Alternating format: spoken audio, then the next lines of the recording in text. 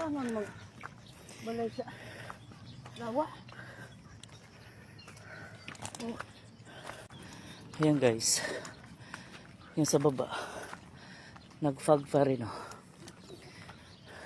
Yan. Fog pa rin. Nag-fog pa rin.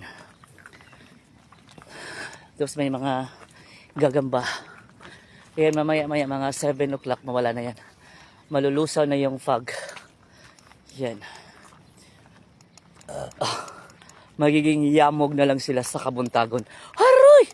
Yamog sa Kabuntagon! Basta ka in English sa yamog dong? Hamog. Hamog ba? Uy! No! Sis, no! Yamog! Yamog. Basta ka yamog, no? Magaling sa English dyan. Anong English ng yamog? Ano kayang sa Tagalog? Ano sa Tagalog ang yamog? O sa Tagalog din, paki-comment na lang. Comment na lang. Pahirapan.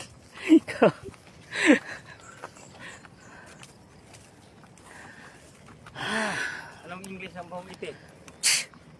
Iwan? Grabe. Kasi mother kay. Yan si mama, hinampas-hampas na yung yamog. Dahil mabasa. Basta, mamaya na ako mag-search kung ano say, anong English ng yamog o Tagalog sa yamog din. Hamog. Hamog, ang hamog, basa yun. Parang basa-basa.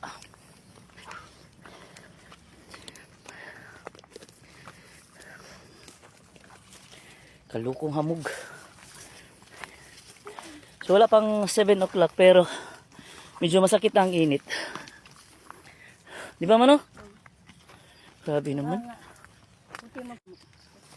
Yung motor.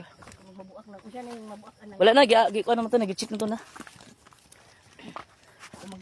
Medyo madulas. Ha? Umagay itong tingog nga. Tingog bang good siya? Yung may isa nga, oh. Pwede. Tubilan ang... Tingog ka pa sa Marino? Mama ba kay? Kuan gyud. Bigi-bigihan man ako inahan oy. Inahan. Inanas ko na yung palabang. Di kay mapwersa mo gud imong kanong imong samad. Samad na ikag kuan pa. Lawas na. Papaman na laos. Laos pa man nagamay. Napamayan kong anak, napamay ano na. Kuan pa sa ayo. Puro kami